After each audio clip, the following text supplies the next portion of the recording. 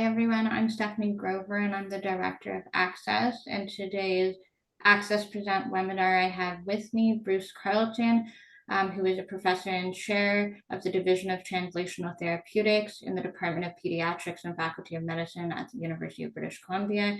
And we're very excited to hear information from him today about the national implementation of pharmacogenetic testing in pediatric cancer to improve drug safety. So thanks, Bruce, for joining, and I'll hand it over to you. All right. So welcome, everyone, and thanks for inviting me, Stephanie, and great organization, or great organizational planning to get this together. So let's get started, and we'll have a few minutes together. I'll talk a little bit about the work that we're doing, and I'm happy to answer questions at the end and receive your comments. So again, welcome. And I want to talk a little bit about the precision medicine network that we run here in British Columbia and across Canada. It's called CPNDS, the Canadian Pharmacogenomics Network for Drug Safety, also printed at the bottom of the slide. And this network is really all about making the lives of children better. It really is that simple. And we want them to both survive their cancer, of course, but also to thrive. And the way that we do that in the clinical pharmacology or translational therapeutics realm is we talk about optimizing drug therapy to achieve its best outcome possible for every patient. So best outcomes are no adverse effects and only benefits, and extraordinary benefits that that are conveyed in terms of pediatric cancer. We would talk about cure, right? We talk about survival. And the harmful medication outcomes that can occur are important. They're often called side effects. I personally don't like that term because I think that minimizes, in some ways, the significance of the drug-induced harm that occurs. And this is really the goal of the network, is to move us from high survival and high rates, in some cases, high rates of adverse effects into lower rates of adverse effects while we continue to allow these children to survive. And unfortunately, the variability in drug response can have very serious consequences. And this is an example of a drug-induced reaction. It is extremely rare, and especially rare from this particular drug that you may have even taken this morning, Advil. It is unlikely to occur in the vast majority of people, but it does occur. And this little girl, who I have permission to use her picture and to talk about, passed away after about 3 days after I snapped this particular picture. And it's a terrible consequence of drug therapy, of Advil. And this is, again, a very rare reaction. But the problem with the term rarity is it matters nothing to the parents and to the family that's experiencing this, whether it's rare or it's common. It's happened. And so I can use the medical terminology for this type of reaction, which is called an idiosyncratic drug reaction. And let's dissect that a little bit. What does that mean? Syncratic means caused by. Idio is from the Greek root idios, which means compound or mixture. Thereby, this is a reaction that's caused by a compound or mixture of things. In other words, we don't know why it occurs and why it occurs in so few people. So that's not very satisfying to tell parents either. And so my goal is to understand biologically why this little girl succumbed to that reaction when most don't. What is it about her that makes her different and susceptible? And that's why we use the human genome in our work. And this is important. We're going to start away from pediatric oncology, but we're going to come back to that because clinical trials are done in very homogeneous populations. They're done that way for a reason, right? So when we have a drug that comes onto the market, we avoid young children when in trials for the most part. We avoid elderly, extremely elderly people that are, let's say, 80 years of age or higher. We avoid pregnant women, and we avoid people that have multiple comorbidities. Let's say they have heart disease and asthma and HIV and a number of things. We avoid all of that, and we find patients that are very similar to each other. And that accounts for the top box of this picture of patients that are very homogeneous, all alike. But when we use drugs in the real world, we use them at different ages with different comorbidities, et cetera. And so that rainbow of that we introduce into drug use causes different responses. And this is a critical issue that needs to be understood, that about 50% of serious adverse drug reactions become known only after the drug is licensed for use. They don't become known during the initial trials. They become known when we start using them in real world populations. And the idea of combining drug therapy and genetics together into a science called pharmacogenomics is to avoid adverse drug reactions and maximize efficacy by understanding in advance and predicting response. So patients that are naturally at a higher risk of an adverse drug reaction may not get the drug at all. Patients that are at an intermediate or a moderate risk might get a reduced dose, and patients that have no risk or a very low risk that genetics really doesn't influence would get the drug as per standard of care. So this is the nature of what we're trying to accomplish. And the way we do this is we identify children with adverse drug reactions in oncology, and then we identify children that got the same medication for the same duration of time at the same dose that are virtually identical in many respects, age, sex, etc. And then we compare their genomes. We look at the genetic differences between those patients. And we built a network to do this because, of course, pediatric cancer is a rare disease, even when you include all of the subtypes of pediatric cancer together. And then we're looking at serious, like life-threatening reactions. And so those also are not common. They're also quite infrequent. And so when you have a rare disease with a rare outcome, you have to work across national and international boundaries to get enough patients. We collect their DNA, usually just through saliva, because spitting into a tube is not very invasive, and boys like it. Girls think it's gross, but I think that's a good way to get it. We don't have to poke anybody. We can use blood, but we don't have to. Most all of what we do is saliva based. And then we characterize their adverse event into ways to understand what it means. So if I say this patient has cardiotoxicity, I could define that very specifically as echocardiographic evidence of fractional shortening being 26% or less at least 21 days after an anthracycline dose. I have a very specific definition of the toxicity we're looking at, and we spent a lot of time working on that to ensure that we have what we call a really robust phenotype of the reaction itself. And then we screen for genetic variants and we replicate in populations to understand generalizability. And we've been doing this now for 20 years. And this is the sample size that we've created. We have about 15,000 patients, about 12,565 adverse reactions. These are data as of 2024. But you can see the numbers are extremely large. And we have more kids that didn't experience adverse reactions, of course, because reactions are more rare. And then we can compare the genomes of these large populations when we're looking at adverse effects. So the network goal, we're talking about implementation of genetic testing across the country. So the network had specific goals and outcomes that it wanted to achieve. And these are the goals. The first was to establish a database of linked clinical and genomic information to allow us to discover biomarkers of drug risk. Biomarkers are the genetic traits that people have that put them either at an increased risk of a reaction, or in some cases, a decreased risk. There are protective variants as well as risk variants. That was the first step that we had to do. And that grows by about 1,000 kids a year. And we're still doing that. The second goal was to use pharmacogenetic information that we currently have as sufficiently robust to actually screen patients undergoing cancer chemotherapy to understand their risks in this very moment, by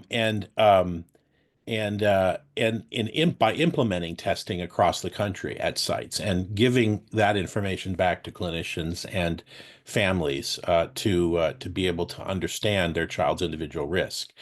And we can talk about how that's I'm going to talk a little bit about how that's worked over time in this presentation. And finally, then the goal was to develop a utility report on how testing impacts patients, how it's impacted by patients, families, clinicians, and within the healthcare system overall. And the federal granting agency that funded this work in Canada calls that GELS, genomic, ethical, economic, environmental, legal, and social implications of testing. That's what's called GELS here. So goal number one, establish a network of clinical and genomic data. So this is how the database works. We have raw data from the genetics, which is the rainbow picture that I show you there, the array. We're now moving to whole genome sequencing for all of our patients, and we're going to be doing that over the next 4 years, existing ones as well as new ones. We have sites across the country, 10 sites across the country that provide data, 10 pediatric oncology centers at academic health centers across the country. And then these sequence data get fed into two different pipelines. One is a genome-wide array, and the other is an exome. The exome is the protein coding region of DNA.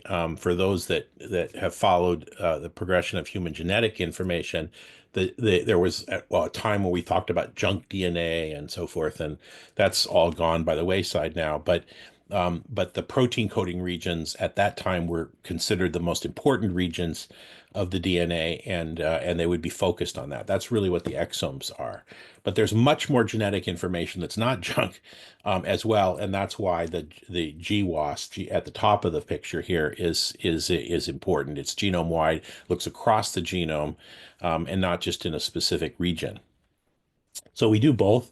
Increasingly, we're moving now to whole genome sequencing because it's getting cheaper and it's more comprehensive.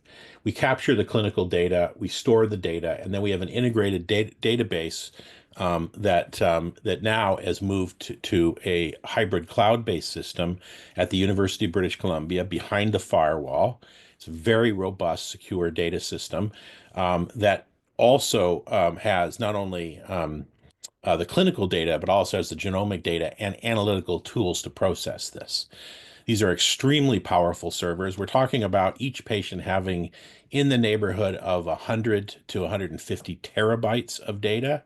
And so the processing time to take large samples of thousands of patients and analyze these things to find genetic variants is very time consuming. And we can do this very quickly now with these high powered, some of the world's fastest servers actually that are available through AWS services. And so this is about $2,000 a month of storage time, and even more when you talk about computational time.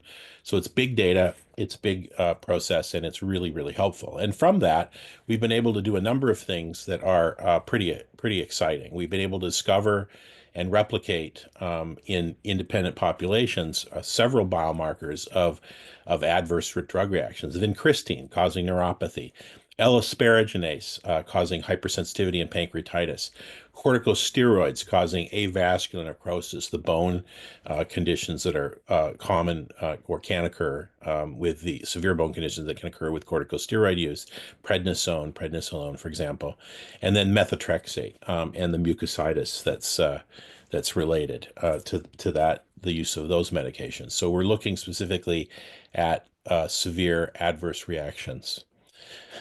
And this is an example of the data output. And for non-scientists, don't worry, it's complicated, but it's not that complicated. So let me explain these. These are called Manhattan plots. And they're called Manhattan plots because you're looking across the horizontal axis. You're looking at the chromosomes, the human chromosomes, 22 of them, right? And what you're seeing are these columns that rise up, like the Manhattan skyline. And the line there, the dotted line that is towards the top of the page that goes across the graph is called the line of significance. So in most studies, you use a statistical tool of a p-value of less than 0.05. P-values are considered, this is the way we describe statistical significance, right? So p.05 means there's less than a 5% chance, 0.05, less than 5% chance of the result that you're seeing being chance alone. you're 95% confident that this is not just an aberration. In the case of genomic data, because we're looking across so many different parameters, the p-values are 5 times 10 to the minus 8. So lots of zeros before that 5. And that's what that line is. It's 5 times 10 to the minus 8. So very significant p-values. And then we look for columns, these Manhattan plots that go above that line, right? And what I've done here is I've listed the specific variants that are above that line for vincristine neuropathy. And then you'll see in black, you'll see OR. And the OR is the odds ratio. That's the size of the effect. So if I look in the middle of this at LRRTM3, the one that's at the very top in the middle of the graph, he says that the OR is 0.14. So that means a reduction in the risk of neuropathy by almost 80%. And so that's the way that we interpret these graphs. You'll see in the red on the right that the OR is 6.25. That means patients who have that have a 6-fold higher risk of neuropathy than the others. What's interesting about this result is that most of the variants we discovered are protective against neuropathy.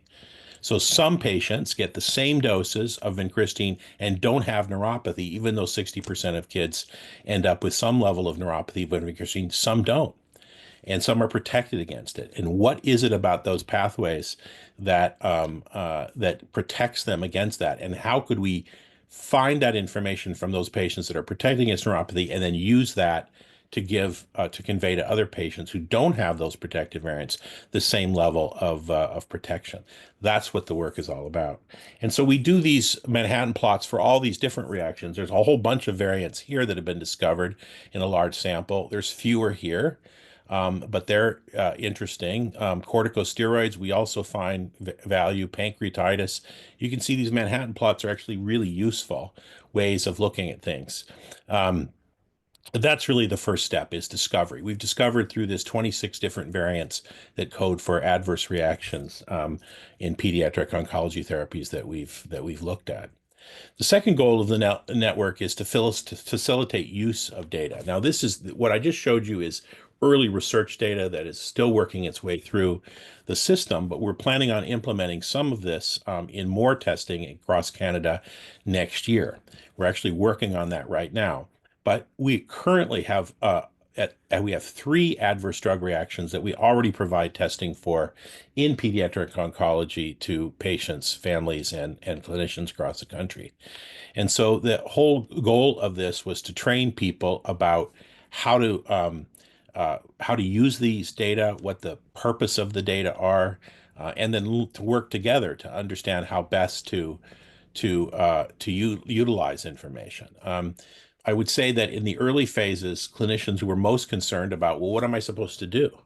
Like if patients at increased risk, what do I say? And I'm not going to change the dose, right? Because I'm worried about survival. So what real utility is this? And that was the first levels of discussion in getting this together, is having discussions about that and what we're trying to accomplish. And I'm not asking people to not use drugs that are toxic because we're trying to cure cancer, but I am asking them to think about individual patient risk differently than just people either have a risk or either they get the reaction or they don't. So we're moving from a sense of reacting to adverse effects to thinking in advance about the propensity of a given patient to experience that and how it might govern the decisions that we make in treatment.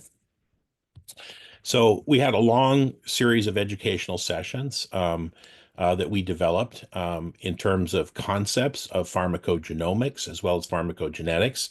The simple definition of the two is pharmacogenomics is about research, and pharmacogenetics is about testing specific genes. We had case examples. We talked about the thresholds of evidence that we use to decide whether something is ready for clinical implementation or not. And we spent quite a bit of time working on those modules. Those were helpful for some, I think. And we did a lot of dissemination of this work through a variety of organizations around the world, and quite helpful. So we worked with people in Australia. We worked with our colleagues at COG, HG, the American Society of Human Genetics, and et cetera. So lots of different organizations saw a lot of this information and provided feedback as things were moving forward. They continue to do so. The third goal of the network was to implement testing with these robust markers that we already knew were important in patient care and needed to be implemented. And so we did this for three specific adverse reactions. Anthracyclines, doxorubicin, daunorubicin, those drugs can cause heart failure. So we did it testing for those. Cisplatin for solid tumors causes hearing loss in about 60% of kids. And so we tested for that. And then third, we looked at thiopurines, 6-mercaptopurine, 6-thioguanine, mercaptopurine. Those drugs can cause a rapid loss in white blood cells, myelosuppression, and loss of the infection fighting cells. And so we tested for those, and that testing's been around for a long time. It started by looking at the activity of the enzyme. That's now old school. Centers should not be doing that anymore. They should be moving to genetic testing, which is more accurate in terms of understanding genetic function. And there actually are dosing guidelines for thiopurines produced by the Children's Oncology Group in regards to the genetic traits that people have. So we actually gone even that far and move that far in pediatric cancer to allow the genetic test to actually govern dosing in the case of thiopurines. And so we have about 1,677 patients that were enrolled with results reported back in the study. We participated from we had participation from all sites across Canada, 10 of the 16 oncology centers. I would love to have done all 16, but we just didn't have the budget. Weren't given the budget to do that. And there was a 960% increase in test requests between the first year and the last year of the project. So it's a pretty phenomenal example of people seeing value in this and us learning about the value of this and the best ways of implementing. And so this is an example of the test result returns, and you can see that over each year there was more and more results returned. These are the sites across Canada that we tested, from Vancouver to Halifax, and the numbers of patients that were tested at various sites. We had the best participation in Vancouver, where I am, partly because of my, I can be a bit assertive and pushing things along, but we had great participation from even small centers like Saskatoon, really great group of people there. And so the size of the center does not necessarily dictate the number of test requests. I've been very impressed with the centers across the country and how they participated. And this relates to staffing. It relates to getting people used to the test results. It gets them, and thinking about this. But we've made big progress over time. So the fourth goal of the network was to develop a utility report on how the test results worked, and we specifically focused on looking at turnaround time for test results. And in the early phases, we were taking upwards of a month of providing results back. That wasn't compatible, as people wanted results before chemotherapy began. So we improved the turnaround time. We now, if I can get the sample by Friday, it's actually, the DNA is extracted on Monday. The results come back to me through the lab on Wednesday, and by Friday I have a full consultation report prepared and sent back to the clinician surveiller at each site. So it's now a week turnaround time. We had barriers about impact on clinic flow. People need to move through the system to be treated. We don't want to impact that too negatively. How people's attitudes towards tests, we studied that, and the availability of education and training. People need to know about things. They need to know what to do. So the perceived value for clinicians was changes in monitoring frequency, knowing patients were at higher risk, the way that they monitor, the degree of monitoring they do, sometimes dosing changes, as I mentioned earlier with thiopurines. Treatment protocol changes. We've, in some cases with patients at very high genetic risk, we've gone to seek out different protocols. and gone to different countries. In one case, I can think of going to the Netherlands and asking them if they had an anthracycline-free protocol for a given patient that we had that was at extremely high risk, 89% risk of cardiotoxicity, of heart failure from anthracyclines, and we found an anthracycline-free protocol that had a very similar survival rate. And based upon the patients that they had used in Europe on this, that were primarily of European ancestry, and this patient's ancestry, it was an infant, we used an anthracycline-free protocol, which we normally wouldn't have done. And that child has survived 7 years out now and cancer-free. And so the use of protectant drugs was another issue, is when do we use protectant drugs?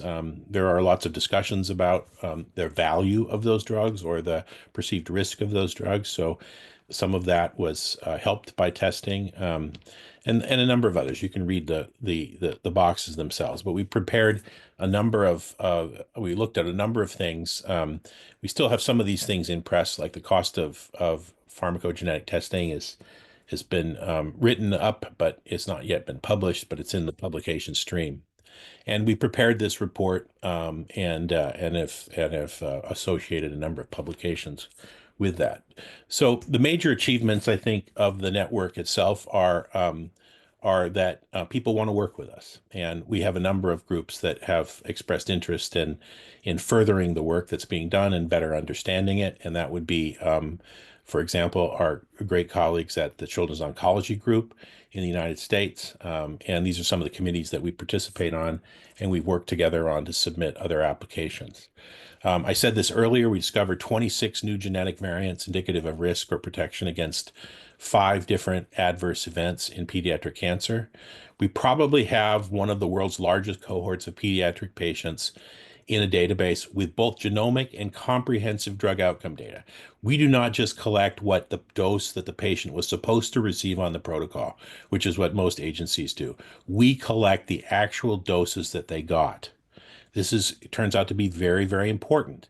And we can talk about that in the question period, but we're looking at what people got, not what they were supposed to get. And we think this is an invaluable resource for future research. Several presentations at the 2024 SIOP meeting in Hawaii were done and were given and were awarded because of the work that we've been doing. We were excited to achieve those. And I think the impact to us in terms of strategic outcomes and benefits to British Columbia and Canada and even beyond is international and national recognition of the work. We've developed a model, we've developed infrastructure for how you implement pharmacogenetic testing.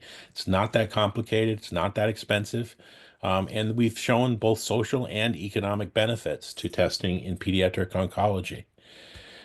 We've also leveraged funding. It's really hard to bring in money for old drug optimization. Everybody wants new drugs. We need new drugs. We need new drugs. We need new drugs, which is fine.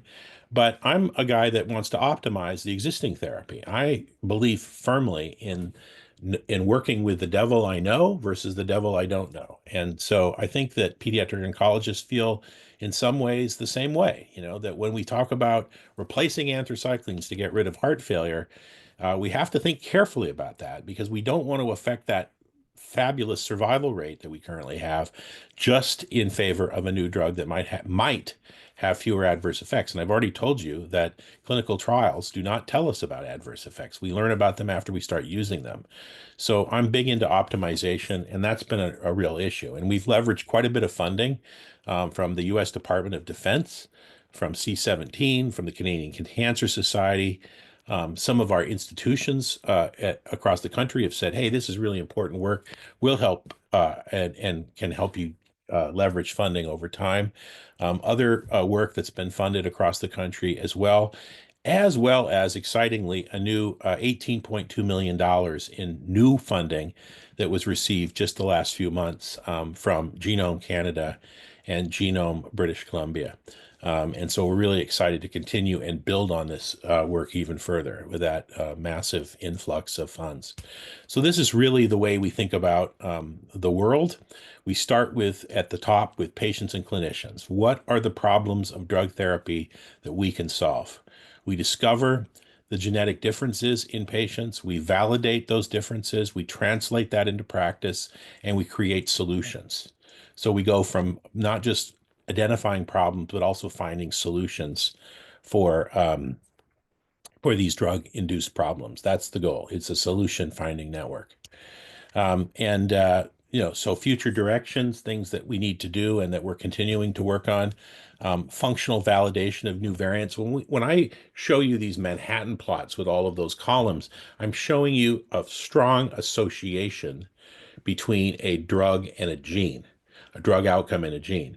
Those are associations. I use cell models and animal models to validate those associations to see the same direction effect in other models to give us even more confidence in the value of these findings that aren't just by chance, but mechanistically, how do they work? I can tell you that in the case of anthracyclines, we now know that cell death occurs by the transport of anthracyclines into heart cells. And patients that are protected against anthracycline cardiotoxicity, children, there are children that have about a 65% lower rate of cardiotoxicity, just genetically speaking. And so we found out that that transporter that delivers anthracyclines into cardiomyocytes is poorly expressed. It doesn't function very well in those patients. And that turns out to be an advantage for them because you don't need anthracyclines into heart cells to kill cancer cells. So we began thinking, can we block this transporter in people that have normally functioning transporter? And that's the work that we're currently working on now to do that. And we want to make sure that we don't block transport into cancer cells. We don't think it does. We're continuing to do some of that work. And then we'll implement a new strategy to optimize anthracycline use with even less cardiotoxicity that occurs. So that's some of the work that we've been doing in terms of what we call functional validation.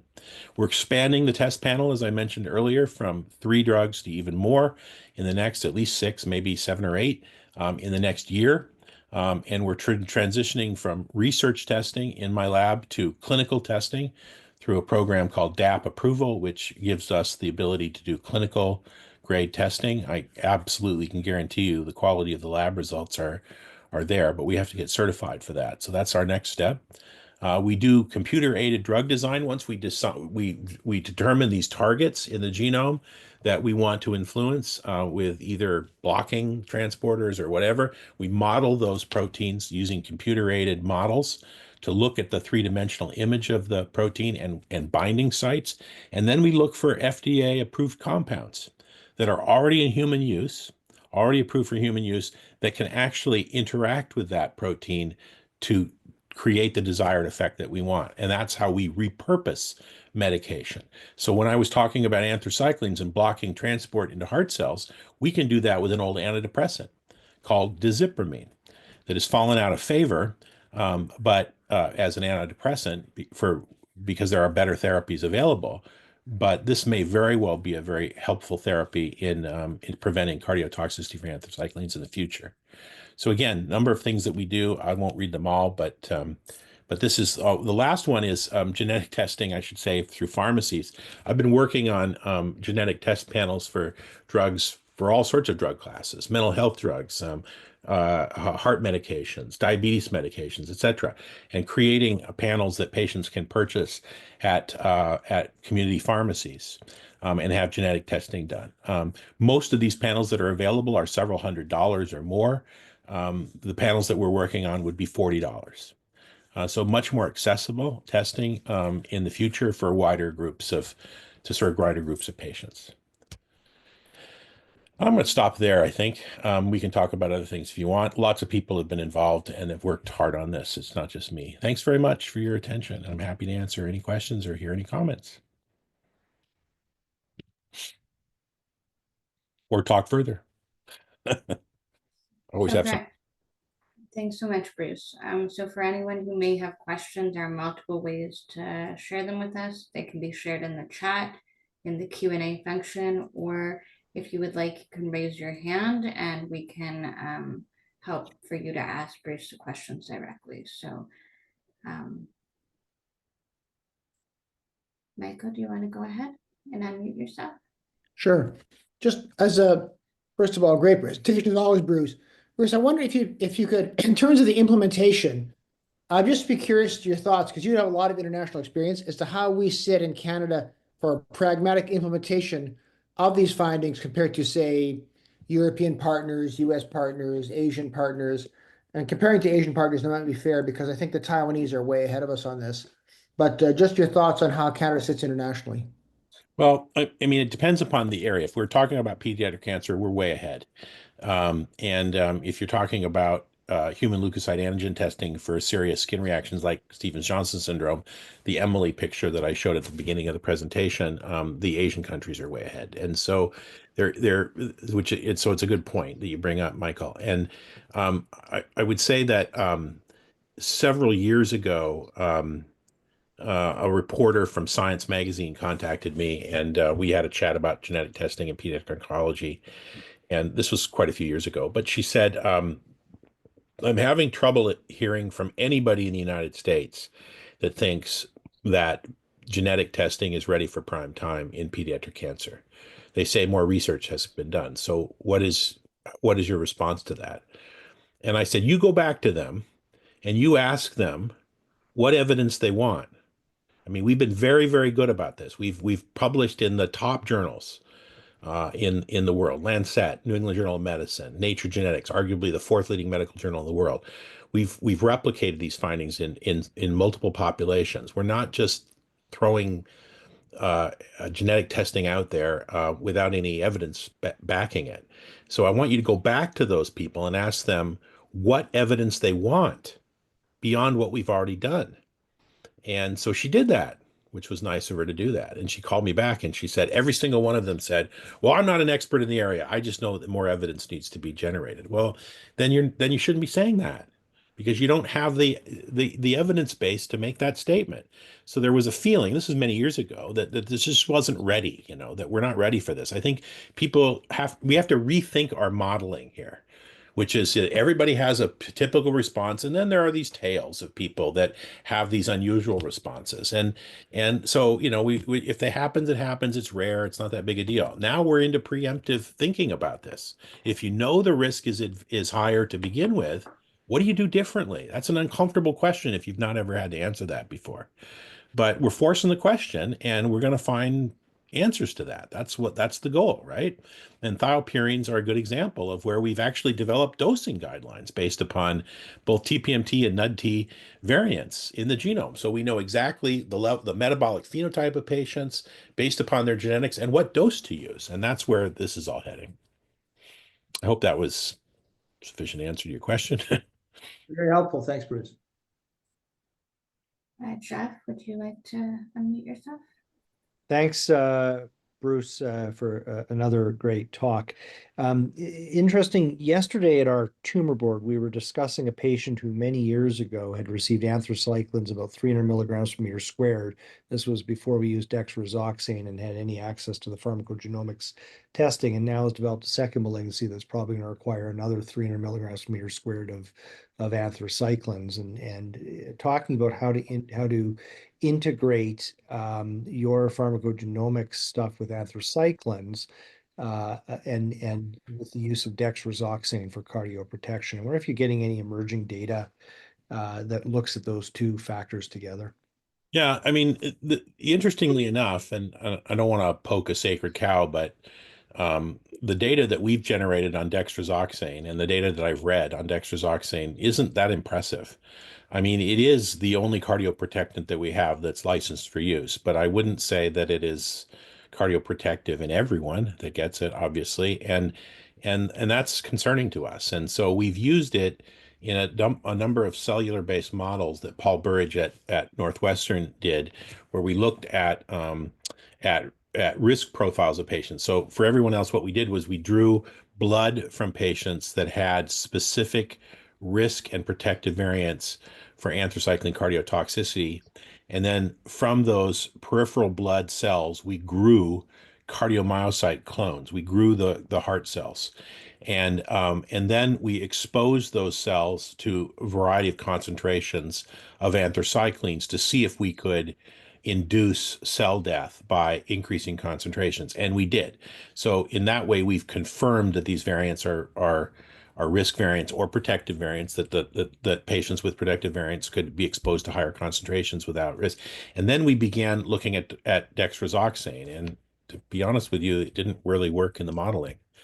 We saw increased cell death in some cases. And so those data are contrary to what's known, but concerning to us. And so Dan Bernstein, former chair of pediatric cardiology at Stanford and now one of the associate deans, and he's a pediatric cardiologist, have been working on this with NIH funding to understand these specific reactions. And we began modeling the protective variant, thinking that this was another way to provide cardioprotection. And we published in Circulation last year or the year before a paper showing that using dizipramine could actually block the transport into cardiomyocytes, but it didn't in eight cancer cell lines or adult cancer cell lines. And so I talked to Doug Hawkins at COG about this and a number of other pediatric oncologists. Probably should have talked to you too, Jeff. But but the word was, please test this in pediatric cancer cell lines that we use anthracyclines in, because that would be better. So it's been delayed, but I have a meeting I think next week with the pediatric cell line people in Calgary, and I want to get access to those cell lines so we can test those cell lines. If that works, then the next step is well, I don't know yet. I mean, I probably a little bit more animal work on this. I want to use dizipramine the day before anthracyclines and the day of anthracyclines to prevent that transport. I think that's going to be more effective.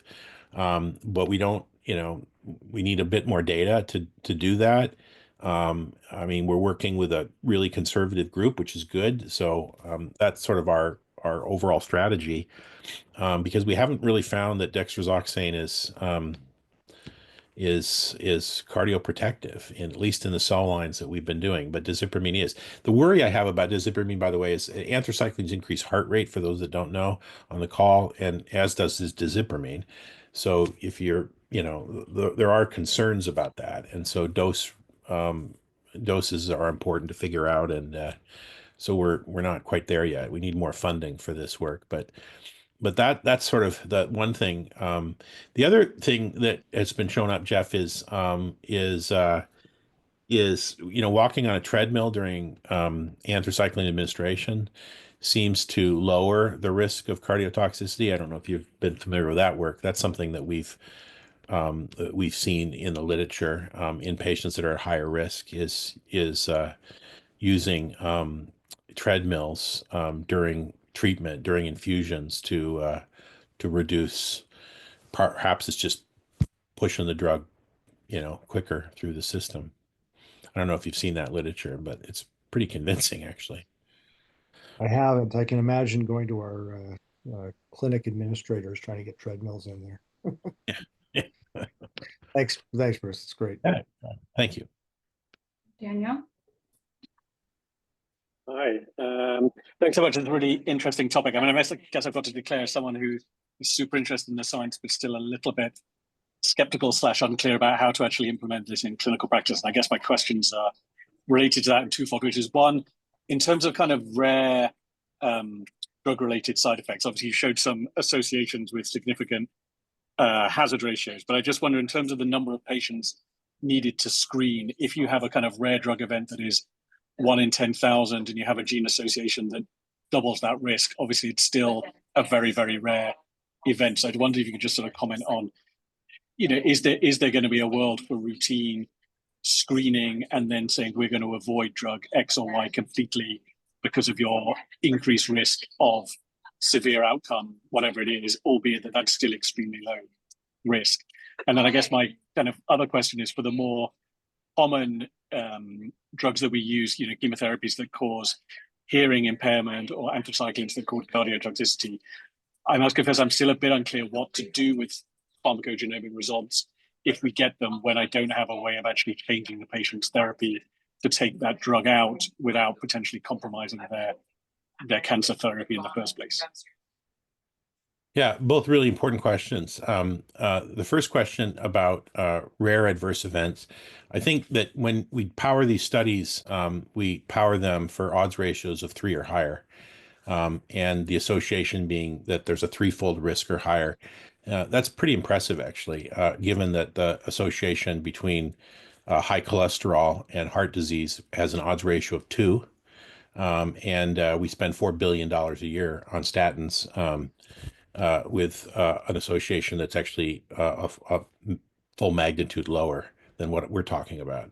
And the other critical thing is that if the variant is present in a very, very small population, that a subpopulation at risk, then you probably won't ever find it. So powering a study for a chance occurrence of a minor allele frequency that causes risk of 1% is kind of ridiculous. You're never going to find it. There are such. Sorry. So generally, these side effects that you're detecting are much more common than sort of 1 in 1,000, 1 in 10,000. They are much more significant risk. Because it's not actually that. It's the issue is the minor allele frequency. So if you have an adverse effect in a population of patients that you're looking at, the question is how the frequency of the genetic variant or series of genetic variants that can phase that risk is what we're powering the study for. So we're looking at minor allele frequencies of 5%, 10%, 15% in the cases. So we're not powering the studies to look for 1%. Now, these can be rare reactions that occur in small numbers, but then you get to the issue of how many patients you have to screen to find somebody with a specific variant. But that's what we're doing. We're looking for associations that are quite strong, that are with frequencies in cases of at least 5%. So we'll be able. Okay. So you're looking for events that are relatively more common, because I was just trying to kind of make a distinction between relative increased risk and absolute risk, and obviously an odds ratio of 3, is a significant increase, but it still could be a very, very low absolute risk. But you're saying the adverse events that you're looking at are generally ones that are around a 5% frequency in the first place, rather than much higher. I'm saying the genetic trait that increases the risk, if there is one, is present in at least 5% of the cases, right? So it's a difference between the frequency of the adverse event and the frequency of the genetic factor that increases that risk. So, and in the case of DPYD, for example, which took the NCCN and ASCO forever to decide that they should test, and they are now recommending testing, as they should. It's now standard of care in British Columbia. We implemented that as well. There are variants that are present in less than 1% of the population that we screen. So that's okay to do, because the addition of an additional variant on a panel is infinitesimally small in terms of the cost increase. That's one of the misconceptions that people have, is that the more variants you test for, the higher the test price. That's actually not how it works at all. I'm sorry, Daniel, I forgot your second question. You had another question. So my second question was for associations with kind of hearing impairment from platinums or cardiotoxicity from anthracyclines.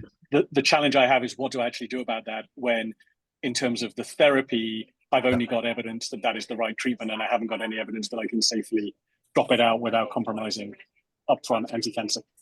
Yeah, so this is an example of the risk prediction tools that we've developed that are Kaplan-Meier curves, and the size of the step shows the size of the population.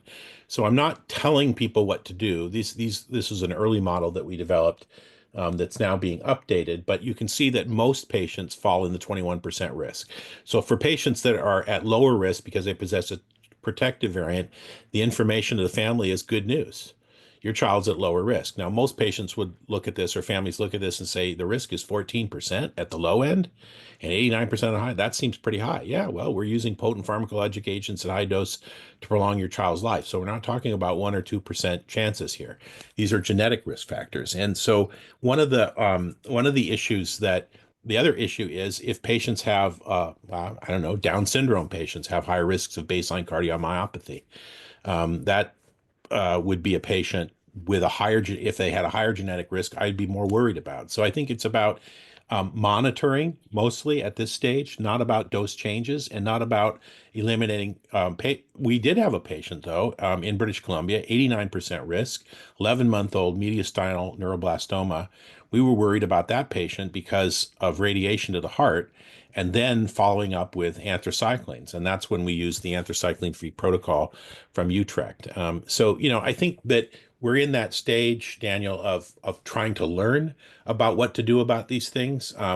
We have about 20 or 30 different factors that we consider, but I would say that patients that have higher baseline risk because of, say, Down syndrome, and knowing their genetic risk is a way to be thinking about monitoring frequency, and what to do about that.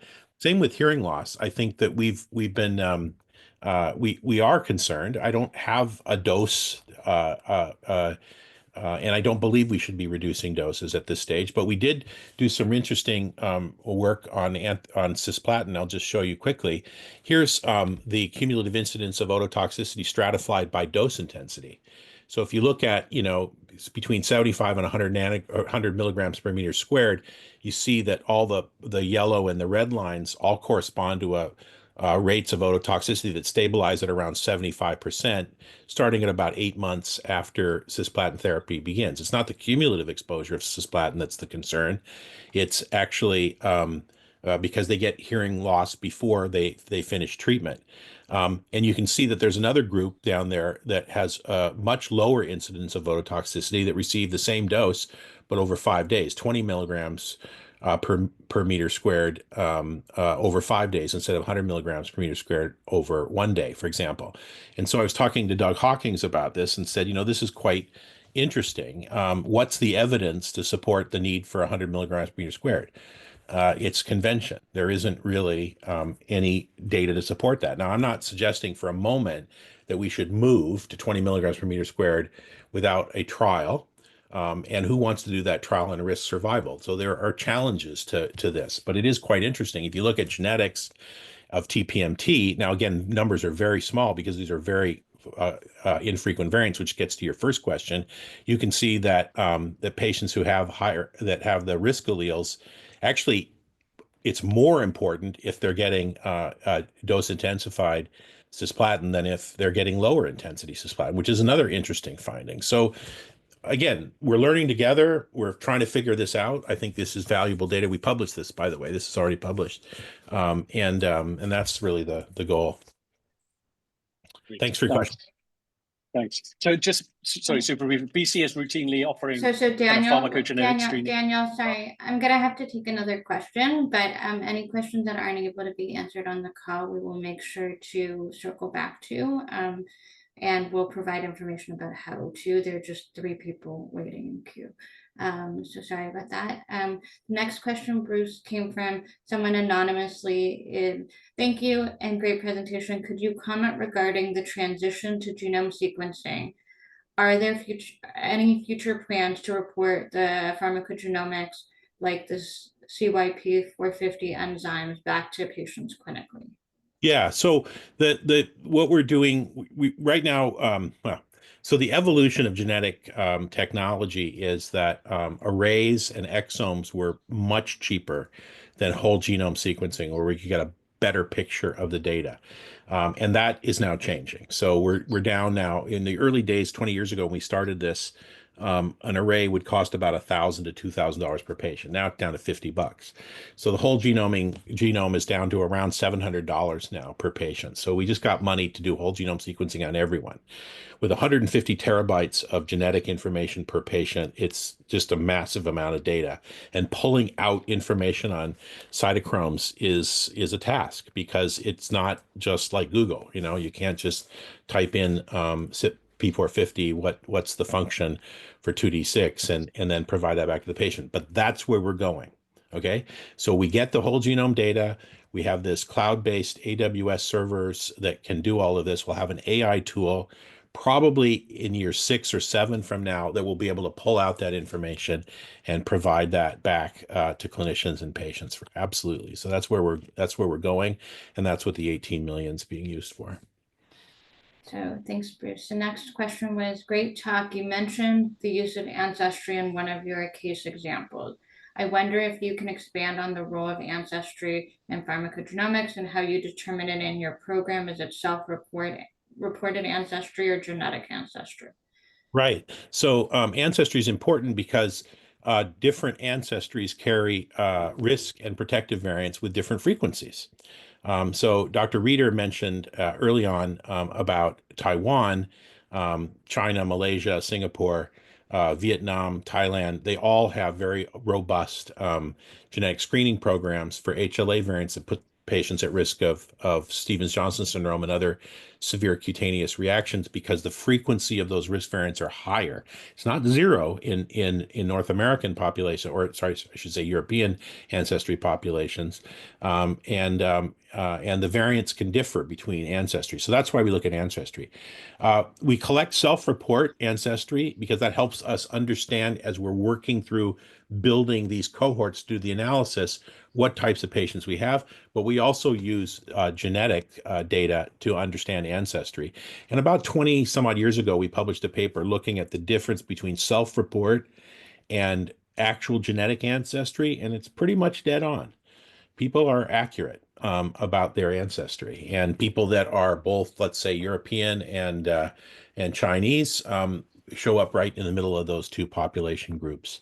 So but we do genetic ancestry, and there's been a lot of discussion lately in the genetic world about how to use ancestry effectively and not overfit models. But yeah, we use both. Thanks, Bruce. So we are over time by 1 minute. I want to acknowledge that. I want to thank you. I will let this last question come through. For anyone who has a hand raised or questions not answered, please email the Secretariat of ACCESS if I haven't read out your question out loud, and we will ask Bruce to answer those offline. But the last question, Bruce, is BC now offering pharmacogenomic screening routinely for all patients? So we offer the testing and have been for the last 8 years or so across the country at these 10 centers. We do it for free. Again, we're in that learning mode. And we do that. In some cases, the province pays. They pay for DPYD variant testing in adult oncology. And we'd love them to contribute to the pediatric work that we do across the country. Some centers contribute more than others, and Alberta, for example, and British Columbia have both contributed significant amounts of money, about $500,000 to genetic testing, and so we continue to use that to help build better profiles and more information over time. Bruce, thank you so much for the amazing talk and slides and answering all of these questions. We really appreciate you contributing to this ACCESS Presents webinar series. And I think everyone has learned a lot. Thank you to everyone who's participated today.